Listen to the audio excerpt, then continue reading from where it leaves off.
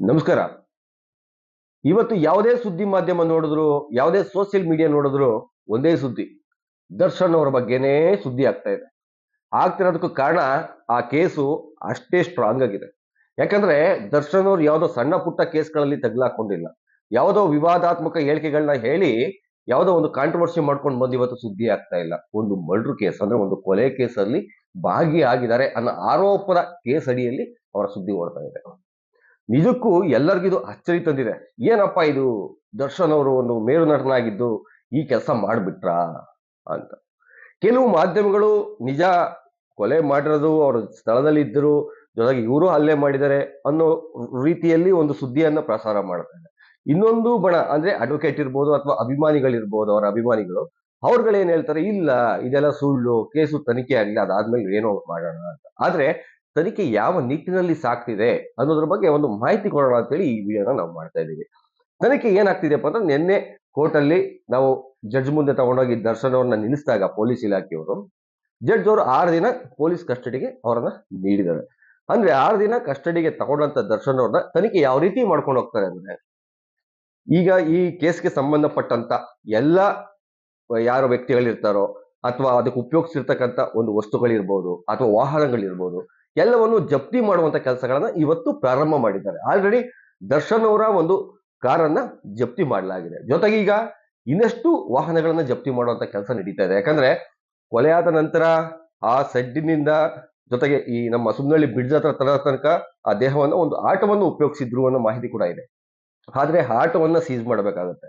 ಅದ ನಂತರ ಚಿತ್ರದುರ್ಗದಿಂದ ಯಾವ ರೀತಿ ಅವ್ರನ್ನ ಕರ್ಕೊಂಡು ಬಂದ್ರು, ಯಾವ ಗಾಡಿಯಲ್ಲಿ ಕಿಡ್ನಾಪ್ ಆಯ್ತು, ಆ ಗಾಡಿನೂ ಕೂಡ ಸೀಸ್ ಮಾಡಬೇಕಾಗತ್ತೆ. ಅದಕ್ಕೆ ಜೊತೆಗೆ ಅದ್ರಲ್ಲಿ ಭಾಗಿಯಾಗಿದವರು ಯಾರು, ಪ್ರತಿಯೊಬ್ಬರನ್ನು ಕೂಡ ಇದರಲ್ಲಿ ತನಿಖೆಗೆ ಒಳಪಡಿಸ್ತಾ ಹೋಗ್ತಾರೆ.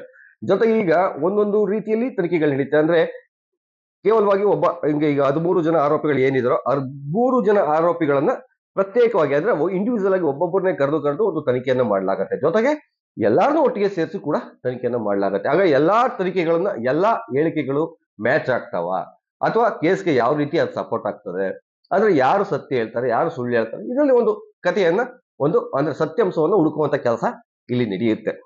ಅದ ತರ ನಂತರ ಏನಾಗುತ್ತೆ ಅಂದ್ರೆ, ಈಗ ಈ ಕೇಸು ನಾನ್ ಬೇಬಲ್ ಕೇಸ್ ಅಂತ ಹೇಳ್ತಾ ಇದ್ದಾರೆ. ಅಂದ್ರೆ ಬೇಲು ಇದಕ್ಕೆ ಕೊಡಕ್ ಬರಲ್ಲ ಅಂತ ಹೇಳ್ತಿದ್ದಾರೆ. ಆದ್ರೆ ಯಾವ್ದಾದ್ರೂ ಒಂದು ಸೆಕ್ಷನ್ಗಳಲ್ಲಿ ಅಡ್ವೊಕೇಟ್ಗಳು ಹುಡುಕಿ ಒಂದು ಬೇಲ್ ತರುವಂತ ಕೆಲಸಗಳನ್ನ ಮಾಡಬಹುದು. ಅದಕ್ಕೂ ಕೂಡ ಕಾನೂನಲ್ಲಿ ಅವಕಾಶ ಇದೆ ಅಂತಾನೆ ಹೇಳಲಾಗ್ತಿದೆ. ಆದ್ರೆ ಅಡ್ವೊಕೇಟ್ ಅಂದ್ರೆ ಏನು, ಈಗ ನಮ್ಮ ದರ್ಶನ್ ಅವರ ಪರವಾಗಿರ್ತಕ್ಕಂಥ ಒಬ್ಬ ಅಡ್ವೊಕೇಟ್ ಏನಿದಾರೋ ಅವ್ರು ಹೇಳ್ತಾ ಇರೋದು ಏನಪ್ಪಾ ಅಂದ್ರೆ, ದರ್ಶನ್ ಅವರು 1% ಕೂಡ ತಪ್ಪು ಮಾಡಿಲ್ಲ ಅನ್ನೋ ವಾದವನ್ನ ಮಾಡ್ತಾ ಇದ್ದಾರೆ. ಅಂದ್ರೆ ವಾದ ಅಂದ್ರೆ ಕೋರ್ಟಲ್ಲಿ ವಾದ ಮಾಡ್ತಾ ಇಲ್ಲ, ಮಾಧ್ಯಮಗಳ ಮುಂದೆ ಹೇಳಿಕೆಗಳನ್ನ ಕೊಡ್ತಾ ಇರೋದು ಅವರು. ಅಂದ್ರೆ ಅವ್ರು ತಪ್ಪೇ ಮಾಡಿಲ್ಲ, ಆ ಜಾಗಕ್ಕೆ, ಆ ಕೊಲೆಗೂ ಇವ್ರಿಗೂ ಏನು ಒಂದು ಸ್ವಲ್ಪ ಏನು ಗೊತ್ತೇ ಇಲ್ಲ ಅಂತ. ಅಂದ್ರೆ ಸಾಕ್ಷಿಗಳಿದೆ ಅದಕ್ಕೆ. ಅಂದ್ರೆ ಇವರು ಮಾಡಿಲ್ಲ ಅನ್ನೋದಕ್ಕೆ ಏನ್ ಸಾಕ್ಷಿ ಇಟ್ಕೊಂಡು ಯಾವ ಆಧಾರದ ಮೇಲೆ ಮಾತಾಡ್ತಾರೆ ಅನ್ನೋದು ನಮ್ಗೆ ಇವತ್ತು ಸದ್ಯಕ್ಕೆ ಗೊತ್ತಾಗ್ತಾ ಇಲ್ಲ. ಯಾಕಂದ್ರೆ ಅವರ ಕಾರ್ ಹೋಗ್ತಿರ್ತಕ್ಕಂಥ, ಅಂದ್ರೆ ಆ ಸೆಡ್ಡಿನ ಹತ್ತ ಅಲ್ಲಿ ಅಕ್ಕಪಕ್ಕದಲ್ಲಿ ಯಾವ ಒಂದು CCTV ಫುಟೇಜ್ಗಳಿರುತ್ತದೋ ಅದನ್ನೆಲ್ಲ ಕಲೆ ಹಾಕಿದ್ದಾರೆ ಆಲ್ರೆಡಿ ಪೊಲೀಸರು. ಕಲೆ ಹಾಕಿ ಅದನ್ನ ಮುಂದೆ ಇಟ್ಟು ದರ್ಶನ್ ಅವ್ರನ್ನ ತನಿಖೆ ನಡೆಸ್ತಾ ಇದ್ದಾರೆ ಅನ್ನೋ ಮಾಹಿತಿ ಕೂಡ ಇದೆ. ಯಾಕಂದ್ರೆ ನಾನು ಹೋಗಿಲ್ಲ, ನನಗೆ ಅದಕ್ಕೂ ಸಂಬಂಧ ಇಲ್ಲ, ಯಾರೇ ಒಂದು ಆರೋಪಿ ಆದ್ರೂ ಅದೇ ರೀತಿನೇ ಹೇಳಿಕೆ ಕೊಡೋದು. ಆದ್ರೆ ಸಾಕ್ಷಿಗಳನ್ನ ಮುಂದೆ ಇಟ್ಟು ಅವ್ರನ್ನ ತನಿಖೆ ಮಾಡಿದಾಗ ಆ ಸಾಕ್ಷಿಗಳಿಗೆ ತಕ್ಕಂತೆ ಅವ್ರು ಉತ್ತರ ಕೊಡ್ಲೇಬೇಕಾಗತ್ತೆ. ಅದರಿಂದ ಎಲ್ಲೋ ಒಂದು ಕಡೆ ದರ್ಶನ್ ಅವರು ಒಪ್ಕೊಳ್ಳೋ ಸ್ಥಿತಿಗೆ ಬಂದ್ಬಿಟ್ಟಿದ್ದಾರೇನೋ. ಯಾಕಂದ್ರೆ ಸಾಕ್ಷಿಗಳೆಲ್ಲ ಅದಕ್ಕೆ ಪೂರಕವಾಗಿದೆ. ಯಾಕಂದ್ರೆ ಈ ತನಿಖೆಗೆ ಮಾಡ್ತಿರ್ತಕ್ಕಂಥ ಸಾಕ್ಷಿಗಳು ಏನಿದೆಯೋ, ಈ ಪೊಲೀಸರು ಏನು ಕಲೆ ಹಾಕ್ತಾ ಇದಾರೋ ಆ ಸಾಕ್ಷಿಗಳೆಲ್ಲ ಮಾಡಿದ್ದಾರೆ ಅನ್ನೋ ಒಂದು ನಿಟ್ಟಿನಲ್ಲೇ ಸಾಕ್ಷಿಗಳು ಪೂರಕವಾಗಿ ಲಭ್ಯ ಆಗ್ತಿರೋದು ಇನ್ನೊಂದು ಆಶ್ಚರ್ಯ ವಿಷಯ. ಯಾಕಂದ್ರೆ ಈ ಕೇಸ್ನಲ್ಲಿ ಪೊಲೀಸರಿಗೆ ಹ್ಯಾಟ್ಸ್ ಆಫ್ ಹೇಳಲೇಬೇಕು. ಯಾಕಂದ್ರೆ ಯಾವುದೇ ಒಬ್ಬ ಗಣ್ಯ ವ್ಯಕ್ತಿ ಆಗಿರ್ಲಿ, ಒಬ್ಬ ಸೆಲೆಬ್ರಿಟಿ ಆಗಿರ್ಲಿ, ಅವ್ರಿಗೆ ಎಷ್ಟೇ ಕೋಟಿಯಂತರ ಜನ ಅಭಿಮಾನ ಬಳಗ ಇರಲಿ, ತಲೆ ಕೆಡ್ಸ್ಕೊಳ್ತಾನೆ ಒಂದು ಕೂಲಂಕುಷವಾಗಿ ಅವ್ರನ್ನ ಅರೆಸ್ಟ್ ಮಾಡಿ ತಂದು ಸ್ಟೇಷನ್ ಬಿಡೋ ತನಕ ಯಾವ ಮಾಧ್ಯಮಗಳಿಗಾಗ್ಲಿ, ಯಾರಿಗೇ ಆಗ್ಲಿ ಇನ್ಫಾರ್ಮೇಶನ್ ಕೊಡದಾನೆ ಗುಟ್ಟಲ್ಲಿ, ಅಂದ್ರೆ ತನಿಖೆನ ಒಳ ಹಂತದಲ್ಲೇ ಮಾಡಿ ಮುಗಿಸಿ ಅವ್ರನ್ನ ಕರ್ಕೊಂಡು ಬಂದು, ಇವತ್ತು ಒಂದು ಸಾಮಾನ್ಯ ವ್ಯಕ್ತಿ ಸತ್ತಿರ್ಬೋದು, ಆದ್ರೆ ಅವ್ನಿಗೆ ನ್ಯಾಯ ಕೊಡಿಸೋ ನಿಟ್ಟಿನಲ್ಲಿ ಪೊಲೀಸರು ಮಾಡ್ತಿರ್ತಕ್ಕಂಥ ಕೆಲಸಕ್ಕೆ ನಿಜಕ್ಕೂ ಹ್ಯಾಟ್ಸ್ ಆಫ್ ಅಂತಾನೆ ಹೇಳ್ಬೇಕಾಗತ್ತೆ. ಇನ್ನೊಂದೇನಪ್ಪ ಅಂದ್ರೆ, ದರ್ಶನ್ ಅವ್ರ ಜೊತೆ ಪವಿತ್ರ ಗೌಡ ಅವ್ರಿಗೆ ಇವಾಗ ಏನ್ ಮಾತು ಕೇಳಿ ಬರ್ತಾ ಇದೆ ಅಂದ್ರೆ, ನಿಜಕ್ಕೂ ಅವ್ರ ತಲೆ ತಗ್ಗಿಸ್ಕೊಂಡೆ ನಡಿಬೇಕು ಇನ್ ಮುಂದೆ, ಆ ರೀತಿ ಹೇಳಿಕೆ ಬರ್ತಾ ಇದೆ. ಅಂದ್ರೆ ನೀವು ಒಂದು ಹೆಣ್ಣಾಗಿದ್ದೀರಿ, ನೀವು ಒಂದು ತಾಯಿ ಆಗಿದ್ದೀರಿ, ಒಂದು ಹೆಣ್ಣಿನ ಕುಂಕುಮವನ್ನ ಕಿತ್ಕೊಳ್ಳೋ ಅಷ್ಟು ಕೀಳು ಮಟ್ಟಕ್ಕೆ ಇಳಿದ್ರ ಪವಿತ್ರ ಗೌಡ ಅವರು ಅನ್ನೋ ಪ್ರಶ್ನೆ ಬರ್ತಾ ಇದೆ. ಜೊತೆಗೆ ಅವ್ರಿಗೂ ಒಬ್ರು ಮಗಳಿದ್ದಾರೆ, ಅವರು ಒಬ್ರು ತಾಯಿ. ಅಂದ್ರೆ ಇನ್ನೊಬ್ಬ ತಾಯಿಯ ಮಗನನ್ನ ಕೊಲ್ಲೋ ಸ್ಥಿತಿಗೆ ಅಂದ್ರೆ ತಂದು ಬಿಟ್ರ ಪರಿಸ್ಥಿತಿಯನ್ನ ಅನ್ನೋ ಪ್ರಶ್ನೆಗಳು ಎದ್ದೊಳ್ತಾ ಇದೆ. ಆದ್ರೆ ಅಭಿಮಾನಿಗಳು ಮಾತ್ರ ಯಾವುದನ್ನು ಒಪ್ಕೊಂತಾ ಇಲ್ಲ. ಅಂದ್ರೆ ಅವರ ಅಭಿಮಾನ ಇದ್ದೇ ಇರುತ್ತಲ್ಲ, ಅವ್ರಗಳಿಗೂ ಕೂಡ ಕೆಟ್ಟ ಹೆಸರುಗಳು ಬಂದೇ ಬರುತ್ತೆ. ಯಾಕಂದ್ರೆ ಅವ್ರ ಅಭಿಮಾನ ಮಿತಿ ಮೀರಿದಾಗ ಪ್ರತಿಯೊಬ್ರು ಜನಸಾಮಾನ್ಯರೇ ಅವ್ರಿಗೆ ಬುದ್ಧಿ ಹೇಳ್ತಾರೆ, ಉಗಿದು ಬುದ್ಧಿ ಹೇಳ್ತಾರೆ. ಯಾವ ರೀತಿ ಅಂದ್ರೆ, ಅಲ್ಲಪ್ಪ ಸಿನಿಮಾ ನೋಡಿ ನೀವು ಅವನ್ನ ಫಾಲೋ ಮಾಡಿ, ನಿಜ ಜೀವನವನ್ನ ಫಾಲೋ ಮಾಡಬೇಡಿ ಅಂತ. ನಿಜಕ್ಕೂ ಅವರ ಫ್ಯಾಮಿಲಿಗಳು ನೋಡಿದ್ರೆ ಯಾವುದೇ ಅಭಿಮಾನಿ ಆಗಿದ್ರು ಕಣ್ಣಲ್ಲಿ ನೀರು ಬಂದ್ಬಿಡುತ್ತೆ. ಯಾಕಂದ್ರೆ 1 ವರ್ಷ ಆಗಿದೆ ಮದುವೆ ಆಗಿ, 3 ತಿಂಗಳ ಗರ್ಭಿಣಿ ಪತ್ನಿ.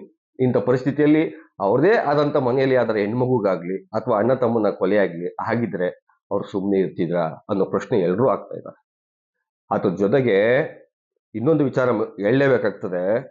ದರ್ಶನ್ ಅವರು ಇಷ್ಟು ಕೀಳು ಮಟ್ಟಕ್ಕೆ ಇದ್ರ ಅನ್ನೋ ಪ್ರಶ್ನೆ ಎಲ್ರೂ ಕಾಡ್ತಾ ಇದೆ. ಯಾಕಂದ್ರೆ ಅಷ್ಟು ಕ್ರೂರವಾಗಿ ಹಿಂಸೆ ಕೊಟ್ಟು ಕೊಂದಿರೋದಿದೆಯಲ್ಲ ಅಂತ ನಮಗೆ. ಯಾಕಂದ್ರೆ ಎಕ್ಸಾಂಪಲ್ ಹೇಳೋದಾಯ್ತಂದ್ರೆ, ಪಾಕಿಸ್ತಾನದಲ್ಲಿ ಸಿಗ್ತಕ್ಕಂಥ ಉಗ್ರರಿಗೂ ನಾವು ಇಷ್ಟು ಚಿತ್ರಹಿಂಸೆ ಕೊಟ್ಟು ಕೊಂದಿರೋ ಘಟನೆಗಳು ಸ್ವಲ್ಪ ಕಡಿಮೆ ಇದೆ.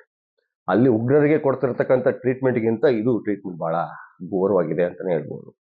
ಯಾಕಂದ್ರೆ ಸಿಗರೆಟ್ ನಲ್ಲಿ ಸುಟ್ಟಿರ್ತಕ್ಕಂಥ ಗುರುತುಗಳಿವೆ ಅಂತ ಹೇಳ್ತಾ ಇದ್ದಾರೆ. ಜೊತೆಗೆ ದವಳೆ ಮುರಿದಿದೆ ಅಂತ ಹೇಳ್ತಾ ಇದ್ದಾರೆ. ಅಂದ್ರೆ ಎದೆ ಭಾಗದಲ್ಲಿ ಪಕ್ಕೆಗಳು ಮುರಿದಿದೆ ಅಂತ ಹೇಳ್ತಾ ಇದ್ದಾರೆ. ಕೈ ಕಾಲುಗಳಲ್ಲಿ ಬಲವಾದ ಒಂದು ರಾಡಿಂದನೋ ಅಥವಾ ದೊಣ್ಣೆಯಿಂದನೋ ಹೊಡೆದಿದ್ದಾರೆ ಅನ್ನೋ ಸುದ್ದಿ ಹೊರ ಬರ್ತಾ ಇದೆ. ಇದನ್ನೆಲ್ಲ ನೋಡ್ತಾ ಇದ್ರೆ ಎಷ್ಟು ಕ್ರೂರವಾಗಿ ಕೊಂದಿರ್ಬೋದು ಆ ವ್ಯಕ್ತಿಯನ್ನ. ಆ ರೇಣುಕಸ್ವಾಮಿ ಎಷ್ಟು ಸಾಯೋ ಟೈಮ್ನಲ್ಲಿ ಎಷ್ಟು ನೋವನ್ನು ಅನುಭವಿಸಿ ಸತ್ತಿರಬೇಡ ಅನ್ನೋ ಅನುಮಾನ ಕಾಡ್ತಾ ಇದೆ. ಆ ನೋವಿಗೆ ಅವರು ಸತ್ತಂತ ಟೈಮಲ್ಲಿ ಏನು ನೋವಿತ್ತೋ ಆ ನೋವಿಗೆ ಒಂದು ನ್ಯಾಯ ಸಿಗಬೇಕು ಅಂದ್ರೆ, ಆ ಸಾವಿಗೆ ನ್ಯಾಯ ಸಿಗಬೇಕು ಅಂದ್ರೆ, ಈಗ ಅವರ ಸಂಸಾರ ಒಂದ್ ರೀತಿ ಅವನೇ ಗಂಡು ಮಗ, ಒಬ್ಬನೇ ಗಂಡು ಮಗ ಇದ್ದಿದ್ದ, ಅದ್ ಬಿಟ್ರೆ ಅವರ ತಂಗಿ ಇದ್ದಾರೆ, ಅದ್ ಬಿಟ್ರೆ ಇನ್ಯಾರು ಆಧಾರ ಇಲ್ಲ ಆ ಫ್ಯಾಮಿಲಿಗೆ. ಅವ್ರಿಗೆ ಏನು ಆಧಾರವಾಗಿ ಸಿಗತ್ತೆ ಮುಂದೆ? ಇದನ್ನೆಲ್ಲ ನೋಡ್ತಾ ಇದ್ರೆ ನಿಜಕ್ಕೂ ಎಲ್ಲಿಗೆ ಸಾಕ್ತಾ ಇದೆ ನಮ್ಮ ಸಮಾಜ, ಯಾವ ಕಡೆಗೆ ಹೋಗ್ತಾ ಇದೆ? ಅಂದ್ರೆ ಆಫ್ಟರ್ ಆಲ್ ಒಂದು ಕಮೆಂಟ್ಗೋಸ್ಕರ ಇಷ್ಟೆಲ್ಲ ನಡೆದೋಯ್ತಾ? ಏನೋ ಒಂದು ಅಸಭ್ಯವಾಗಿದ್ರೆ ಕಾನೂನುಗಳಿದೆ ರೀ. ಯಾವ್ದೋ ಒಂದು ಮೆಸೇಜ್ ಮಾಡೋದಾಗ್ಲಿ, ಇನ್ನೊಂದು ಕಮೆಂಟ್ಗಳು ಹಾಕೋದಾಗ್ಲಿ, ಅಥವಾ ಅಶ್ಲೀಲ ಚಿತ್ರಗಳನ್ನ ಕಳ್ಸೋದಾಗ್ಲಿ, ಒಂದು ಸೈಬರ್ ಕ್ರೈಮ್ ಅಂತ ಇದೆ. ಸರ್ಕಾರ ಎಲ್ಲಾ ರೂಪರೇಷೆಗಳಲ್ಲಿ, ಎಲ್ಲಾ ಕಾನೂನು, ಎಲ್ಲಾ ಅಚ್ಚುಕಟ್ಟಾಗಿದೆ. ಒಂದು ಕಂಪ್ಲೇಂಟ್ ಮಾಡಿದ್ರೆ ಇಷ್ಟೊಂದು ಮುಗಿದೋಯ್ತಿತ್ತು. ಅಥವಾ ಆ ಕಮೆಂಟ್ ನ ಡಿಲೀಟ್ ಮಾಡಿ, ಆ ಮೆಸೇಜ್ ನ ಡಿಲೀಟ್ ಮಾಡಿ, ಆ ಯಾವ ಅಕೌಂಟ್ ಇಂದ ಮೆಸೇಜ್ ಬರ್ತಾ ಇದೆ ಬ್ಲಾಕ್ ಮಾಡಿದ್ರೆ ಇದು ಕತೆ ಮುಗಿದೋಗ್ತಿತ್ತು. ಇಷ್ಟೊಂದು ಎಳ್ಕೊಂಡು ಈ ರೀತಿ ಇವತ್ತು ಆ ತರ ಮಾಡಿದ್ರೆ ಪವಿತ್ರ ಗೌಡ ಅವರು ಇವತ್ತು ಸ್ಟೇಷನ್ಗೆ ಹೋಗೋ ಅವಶ್ಯಕತೆ ಇರ್ತಿರ್ಲಿಲ್ಲ. ಇಷ್ಟೆಲ್ಲ ತಲೆ ತಗ್ಸುವಂತ ಪರಿಸ್ಥಿತಿನೂ ಬರ್ತಾ ಇರ್ಲಿಲ್ಲ ಅಂತ ನಮ್ಮ ಅಭಿಪ್ರಾಯ.